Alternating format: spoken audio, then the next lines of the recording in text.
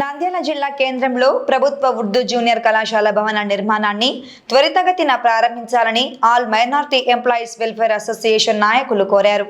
బుధవారం నంద్యాలలోని KNM municipal హైస్కూల్ను ఆకస్మిక తనిఖీ చేసిన జిల్లా కలెక్టర్ రాజకుమారి గనియాను అసోసియేషన్ నాయకులు మర్యాదపూర్వకంగా కలిశారు. అనంతరం వారు మాట్లాడుతూ నంద్యాల నియోజకవర్గంలో కేవలం ఒకే ఒక ఉర్దూ జూనియర్ కళాశాల ఉందని, ప్రస్తుతం అందులో 220 మంది విద్యార్థినులు చదువుతున్నారని తెలిపారు.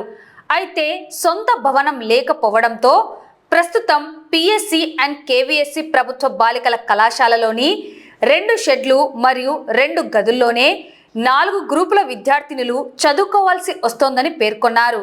కనీస వసతులు లేక విద్యార్థినులు తీవ్ర ఇబ్బందులు పడుతున్నారని జిల్లా కలెక్టర్ వెంటనే స్పందించి కళాశాల భవన నిర్మాణ పనులను వేగవంతం చేయాలని వారు కోరారు.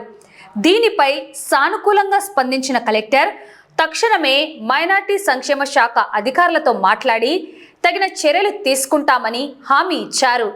ఈ కార్యక్రమంలో ఆల్మేవా రాష్ట్ర గౌరవ అధ్యక్షులు ఎస్ఎండి అబులైస్, జిల్లా అధ్యక్షులు ఫరూక్, రాష్ట్ర ఎగ్జిక్యూటివ్ మెంబర్ మోమిన్ సైఫుల్లా, జిల్లా ఎగ్జిక్యూటివ్ సభ్యులు నౌమాన్, నూరుల్లా తదితరులు పాల్గొన్నారు. ఈరోజు ఇక్కడ నంద్యాల మున్సిపల్ హై స్కూల్ గ్రౌండ్కు విచ్చేసిన జిల్లా కలెక్టర్ గనియా కుమారి గారిని కలవడం జరిగింది. మేడం గారితో నంద్యాలకు శాంక్షన్ చేయబడిన ఉర్దూ కాలేజు త్వరగా కట్టించవలనని మేము all minority employees welfare association ద్వారా రిక్వెస్ట్ చేయడం జరిగింది. మేడం దాని గురించి పై అధికారులతో మాట్లాడి దాని మీద ఒక నిర్ణయం తీసుకుంటామని సానుకూలంగా స్పందించారు. మేడంకు థ్యాంక్స్. కాబట్టి ఇక్కడ దగ్గర నంద్యాలలో ఒక్క ఉర్దూ కాలేజ్ కూడా లేని ఆ సమయంలో ఆల్ మేవా ద్వారా మేము 5 ఏళ్ళు కష్టపడి అనేక సార్లు ప్రభుత్వానికి విన్నతులు ఇచ్చుకొని ఆ కాలేజ్ శాంక్షన్ చేయించుకోవడం జరిగింది.